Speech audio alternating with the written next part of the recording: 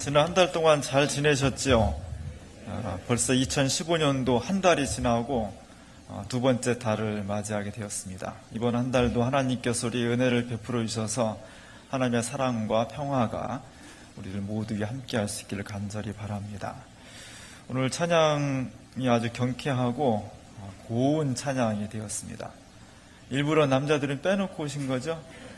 여성들 중창으로 더 멋지게 하기 위해서 이런 날도 가끔 있어야 됩니다.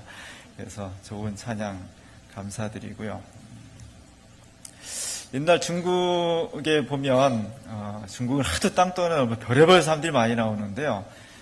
기나라의 어떤 사람이 하늘이 무너질까봐 걱정을 했다 그러죠. 하늘이 무너지면 내가 어디로 피해야 되지? 어디로 도망가야 되지? 이 근심 걱정 때문에 어찌할 줄을 모르게 되었다.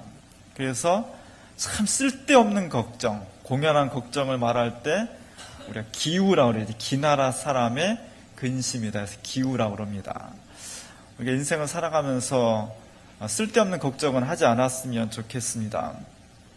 그러나 우리의 삶을 들여다보면 정말 쓸데없는 걱정이 아니라 걱정할 수밖에 없는 그런 현상이 많이 벌어지고 있습니다.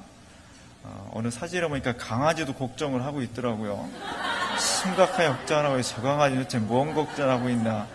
저런 강아지의 걱정을 어려운 용어로 개근심이라고 말을 합니다. 그래서 우리의 삶을 들여다보면은 저 강아지뿐 아니라 모든 게 다 근심, 걱정으로 사실은 우리의 삶을 들여다보면 걱정거리가 참 많이 있습니다.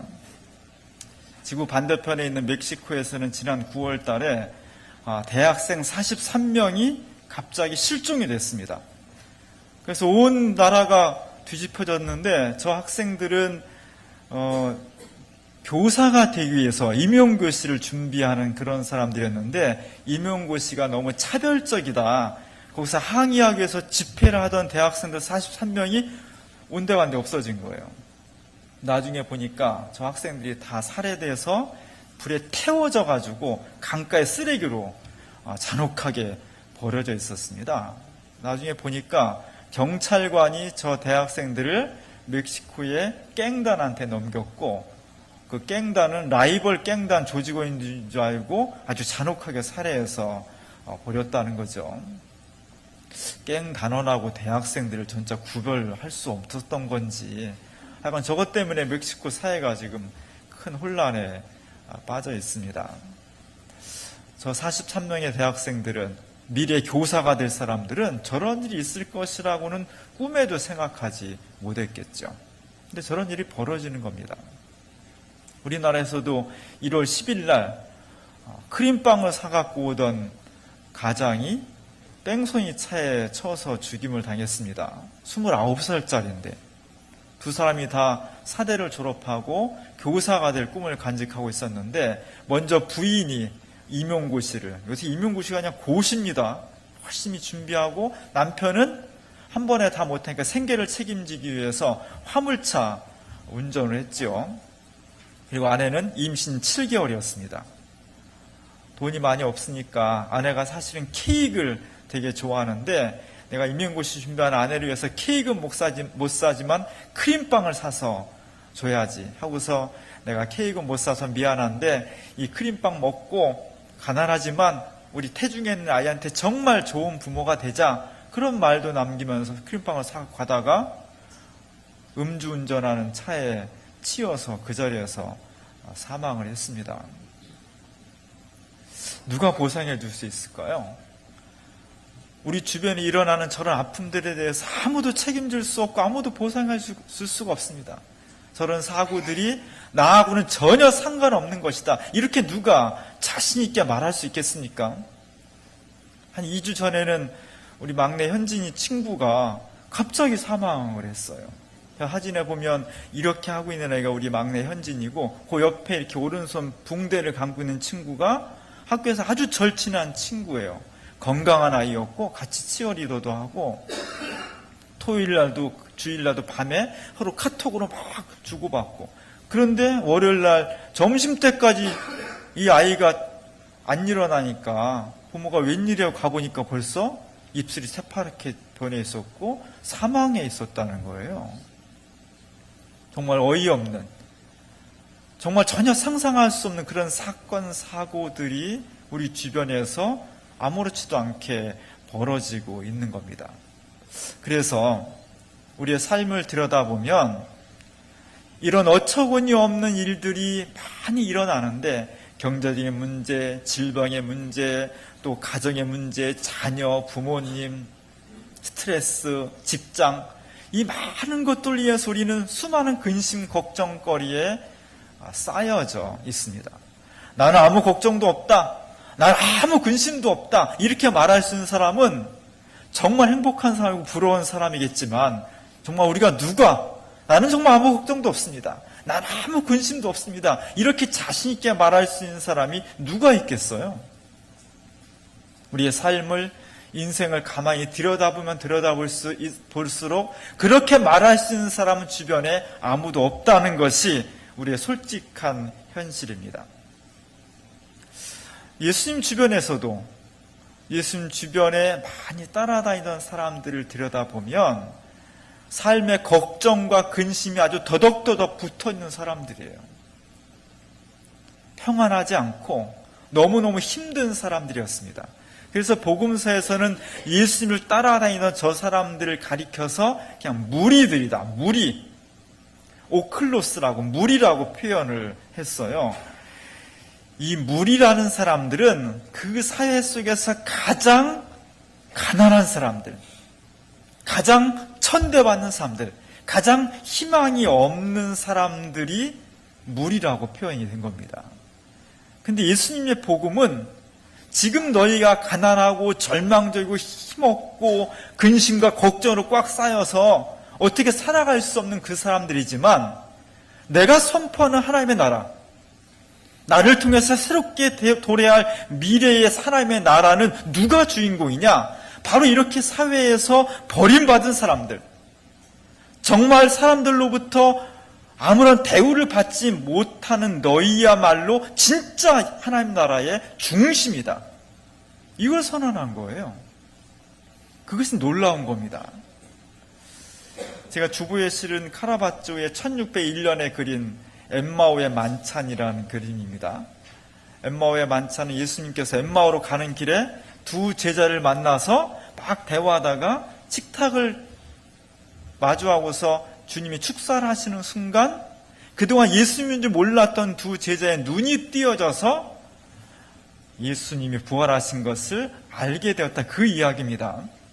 제가 언젠가 설계 한번 저걸 보여줬습니다. 근데 정말 중요한 것은 두 제자를 이 화가가 어떻게 그렸냐는 거예요. 오른쪽에 있는 저 제자는 이 가슴에 좀 조가비를 가지고 있죠. 산티아고로 가는 순례자라는 표시입니다. 근데 그 사람이 너무 놀라서 팔을 활짝 옆으로 깜짝 놀라서 벌리고 있죠. 그의 손을 보면 손이 굉장히 고급스럽지 않습니다.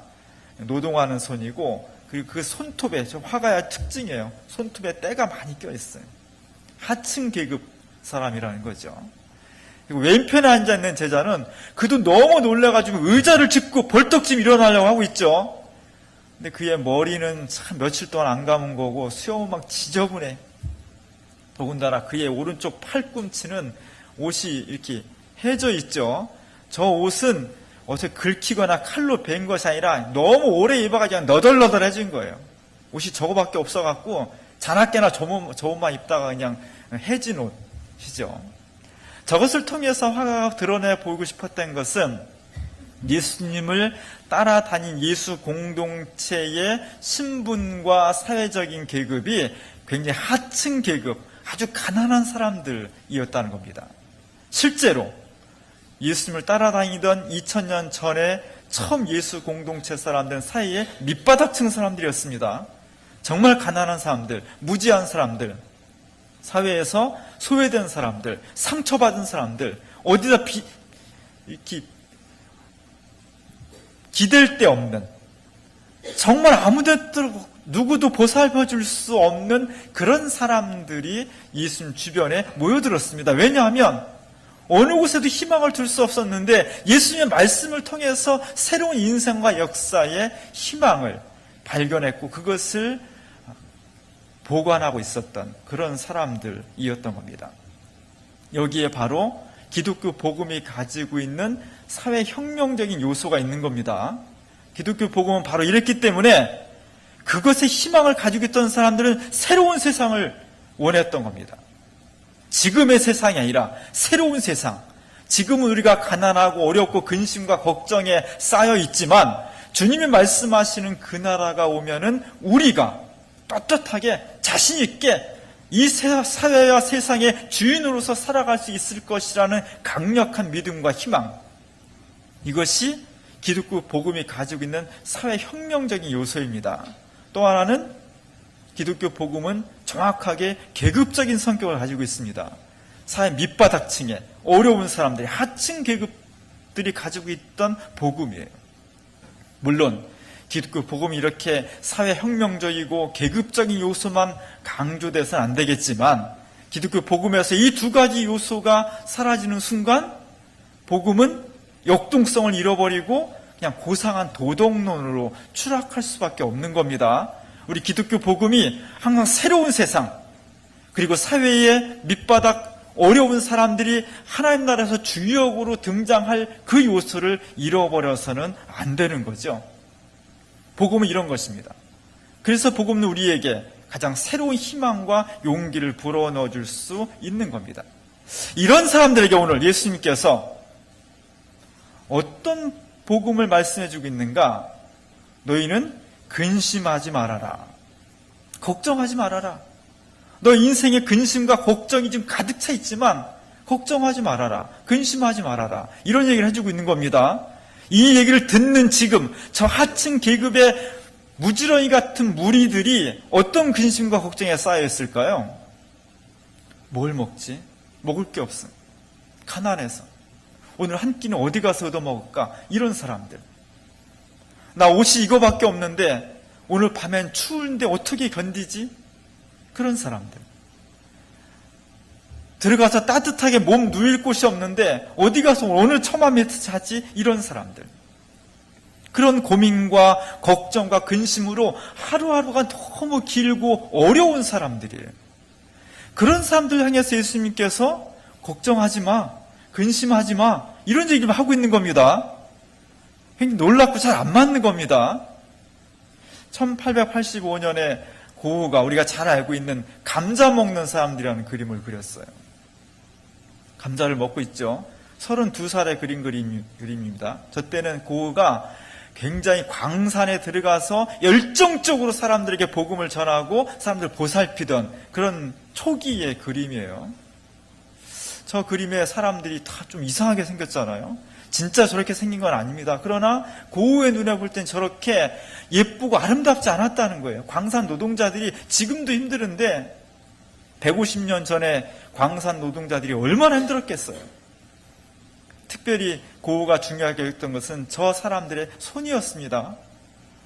저 가운데 여자는 그래도 좀 예쁘게 생긴 여자는 손을 보면, 손만 보면 저게 여성의 손이 아니라 정말 평생을 노동했던 그런 사람들의 손으로 그리고 있습니다.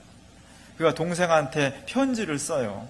내가 이 그림을 그렸는데 나는 정말 무엇을 표현하고 싶었냐? 저 사람들의 손으로 광물을 캐고 그 손으로 바로 감자를 심고 그 손으로 감자를 먹고 세상이 저 손에 의해서 창조되고 운영되고 움직이고 있다는 것을 나는 이 그림을 통해서 증언하고 싶었다. 그런 겁니다. 예수님의 제자들은 바로 저런 고흐가 그렸던 광산촌에서 가장 어려웠던 사람들과 비슷한 사람들이었어요. 노동하고 힘들고 절망적이고 그들의 고민과 걱정은 뭘 먹지? 올겨울에는 뭘 입지? 오늘 밤은 어디서 살 수 있을까? 이런 1차원적인 고민들로 근심과 걱정이 가득 차 있는 그런 무리들이었다는 겁니다. 근데 바로 그렇게 근심 걱정하고 있는 그 사람들, 당장의 갈급함 속에서 어찌할 줄 모르는 사람들에게 예수님께서 걱정하지 말라는 거예요. 근심하지 말라는 겁니다. 뭘 먹을지, 무슨 옷을 입어야 될지, 어디 가서 잠을 자야 될지 그런 걱정을 하지 말라는 겁니다. 우리가 살아가는 세상이 이런 걱정을 할 수밖에 없는 사람들인데, 특별히 가진 것도 없고 배운 것도 없고 아무런 보호자가 없는 사람들은 당장 이런 걱정과 근심에 쌓일 수밖에 없는 것인데, 예수님께서 그런 걱정을 하지 말라고 하는 겁니다. 예수를 믿으면 이런 걱정이 싹 사라집니까? 예수를 믿는 순간 여러분 먹는 걱정, 입는 걱정, 의식주에 대해서 걱정 하나도 안 하게 됩니까? 척척척 그냥 예수님께서 먹을 거, 입을 거, 집 착착 내려줍니까? 그랬으면 좋겠어요. 그러나 실제 예수를 믿어보면 그러지는 않습니다. 예수 믿어도 더 먹는 거, 입는 거, 1차원적인 것에 매몰될 수밖에 없는 것이 우리들의 삶이에요. 그런데 예수님께서는 그런 걱정으로부터 벗어나라는 겁니다. 그리스도인은 본질적으로 먹고 입고 사는 그 걱정과 근심을 넘어서는 사람들이에요.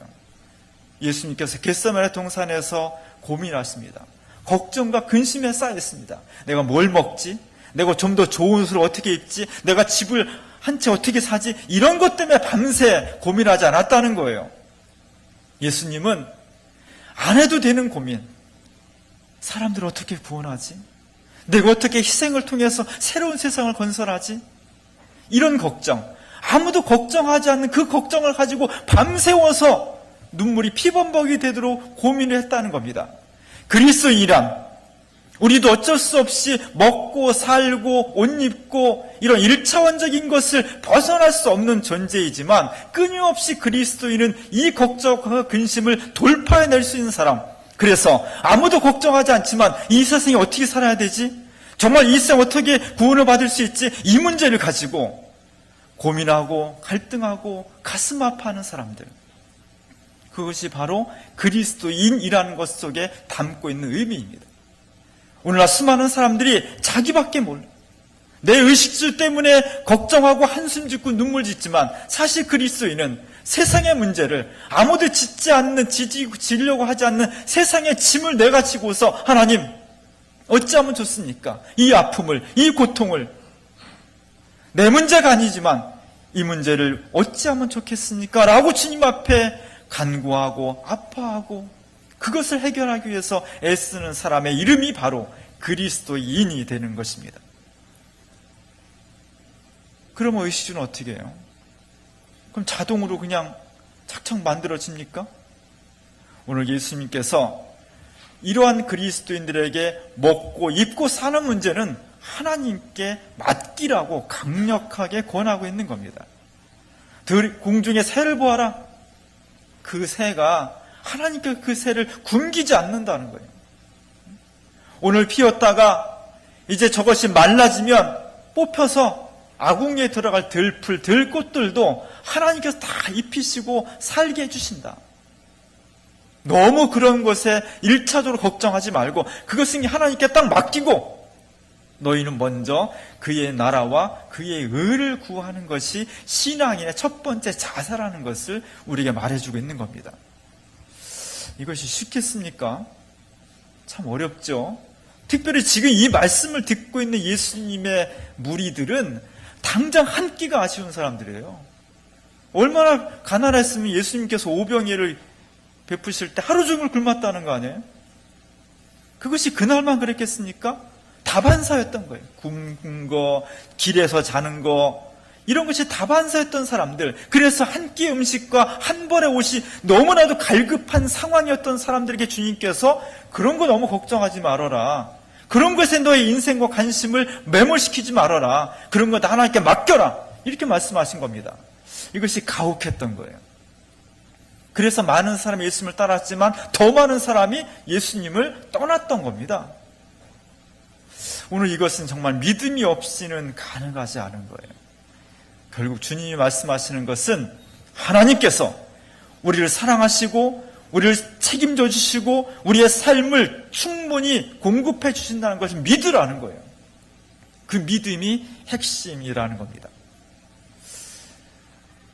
한 20회 동안 국민일보에서 역경의 열매라는 간증을 쭉 지금 싣고 있는데, 한 20회 동안 그 석봉 토스트 한 그 사람 이야기를 실었어요. 이 사람이 독실한 그리스도인이고 사실 야간 신학교도 졸업한 사람인데 그 사람 20회로 걸쳐 실었습니다. 되게 재밌습니다. 한번 읽어보세요. 그 사람은 지방에서 가난한 집안의 아들로 태어났습니다. 너무 가난해서 중학교를 못 갔어요. 초등학교만 나왔어요. 14살 때부터 성남에서 좀 살았더라고요. 성남, 인천, 서울 이렇게 돌아다니면서 기술을 배운다고. 초등학교밖에 안 나왔으니까. 무슨 기술을 배웠을까요? 자동차 정비, 용접. 근데 기술 가르쳐 준다는 명목으로 저런 그 청소년들을 그런데 많이 모아가지고 월급 하나도 안 주고 기술을 안 가르치고 맨 잔심부름만 시키고 마음에 안 들면 때리고 이렇게 살아온 거예요.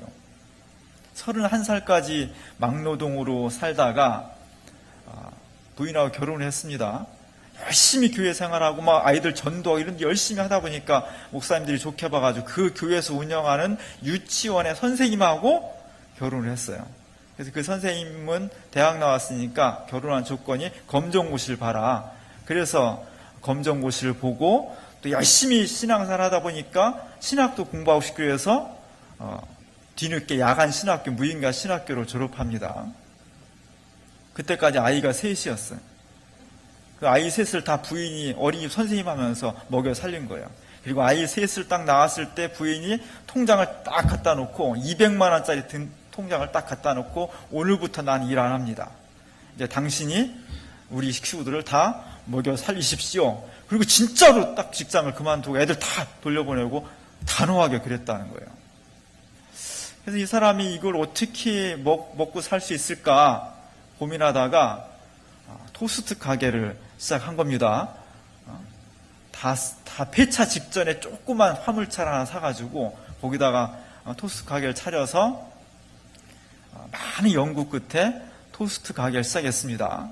폭력배들도 있고 자리 싸움도 하고 단속반도 있고 음식을 잘 안 해봤으니까 실패도 하고 수많은 과정을 거쳐서 이 사람이 나중에는 체인점 100호까지 내게 되고 수많은 언론에다가 방영되고 TV에도 많이 나왔더라고요. 그리고 1년에 1억을 버는 그런 사람으로 성장을 하니까 수많은 사람들이 이제 이 사람을 주시하게 됐고 저렇게 삼성이나 대기업 같은 데서 유명 강사로 초청을 해서 자기의 삶과 그 방법들을 사람들한테 가르치는 그런 역사가 일어났습니다. 지금도 그는 훌륭한 그 자수성가, 아무것도 없는 상태에서 정말 작은 상태에서 출발했지만 자수성가한 사람으로서 IMF를 겪은 우리 수많은 사람들에게 나도 할 수 있어, 어떻게 할까, 이런 희망을 불러일으키는 아이콘으로 자리를 잡은 겁니다. 그렇게 되기까지 얼마나 많은 어려움이 있겠어요. 정말 어려웠던 점은 2002년도에 저 사람이 막 잘 나가고 있을 때 갑자기 속이 아파서 병원을 갔더니 암 판정을 받은 거예요. 그래서 위암 말기 판정을 받았고 그 암세포가 임파선으로 전이되는 판정을 받았습니다. 그래서 2002년도에 그가 수술해서 위의 75%를 잘라내요.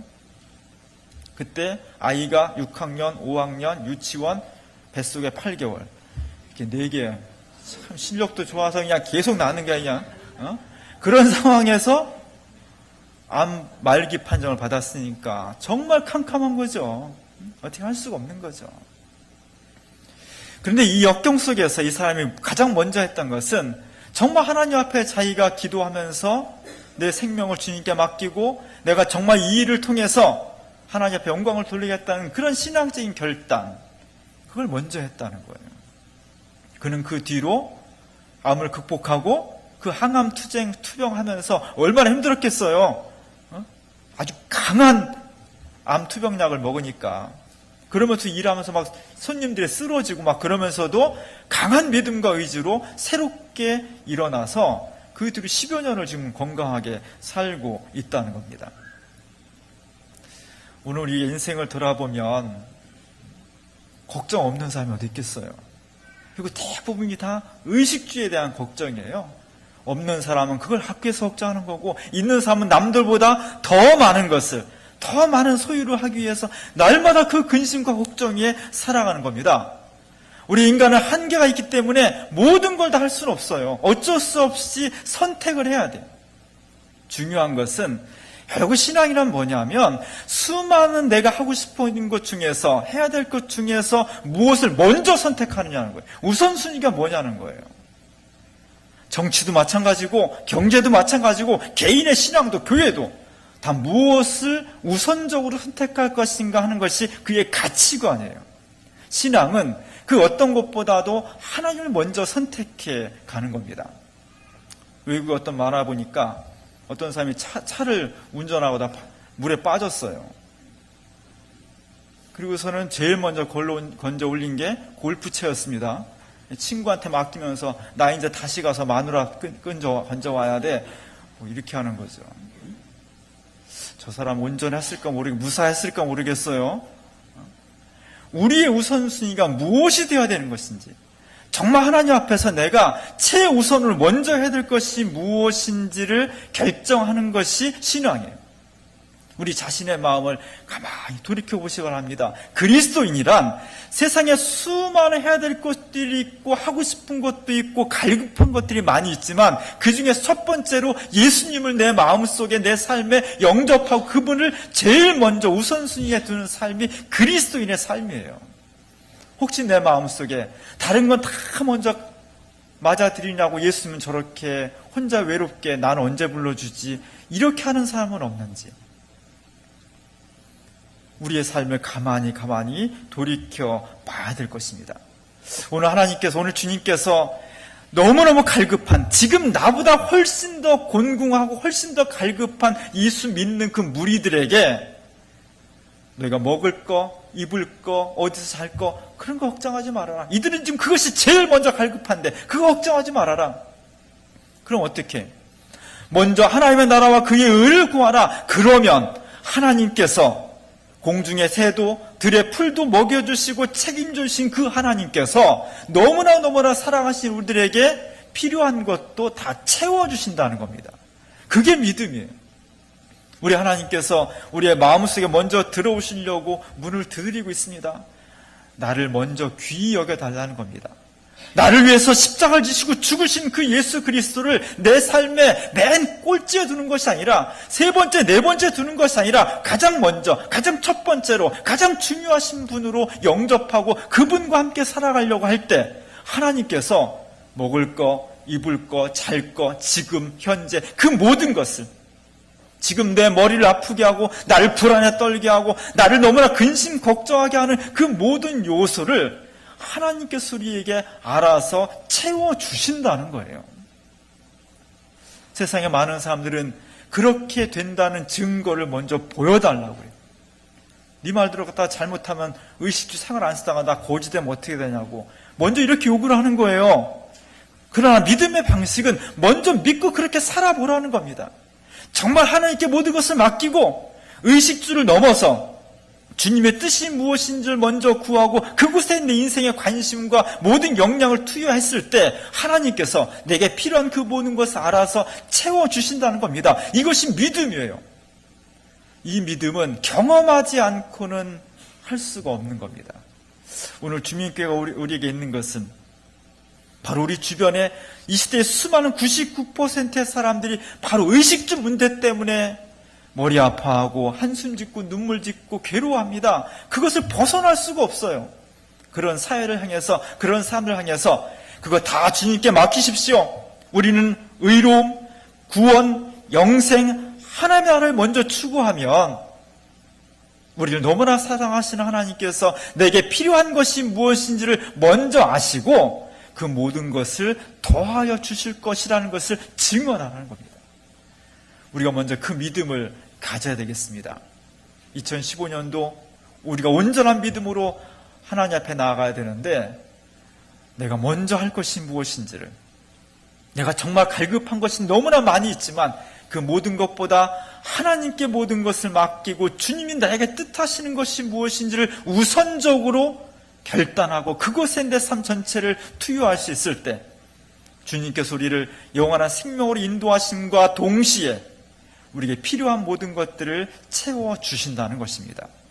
이 믿음으로 2015년도가 하나님 앞에 영광을 돌려지고 우리의 삶에도 진정한 기쁨과 행복이 넘쳐날 수 있기를 주님의 이름으로 간절히 축원합니다. 기도하겠습니다. 어려운 세상입니다. 근심과 걱정을 떨쳐버릴래야 떼낼 수 없는 그런 세상입니다. 하나님, 그래서 많은 사람들이 이 근심과 걱정에 둘러싸여서 어찌할 줄을 모르고 있습니다. 주님, 그리고 저희도 그렇습니다. 오늘 주님의 음성, 너희는 먼저 그의 나라와 그의 의를 구하라는 이 음성 앞에 우리의 모든 근심과 걱정과 세상의 욕심을 다 내려놓습니다. 이제는 저희가 주님 뜻을 먼저 추구할 수 있도록 믿음을 주시옵소서. 너희가 먼저 그의 나라와 그의 의를 구하면 너희가 필요한 것도 하나님께서 다 채워주실 것이라는 이 약속의 말씀을 믿고 그 말씀 가운데 살아가서 하나님이 정말 살아계시고 나와 함께 하신다는 것을 온몸으로 체험하고 증언할 수 있는 우리 모두가 될 수 있도록 축복해 주시옵소서. 예수님의 이름으로 간절히 기도합니다.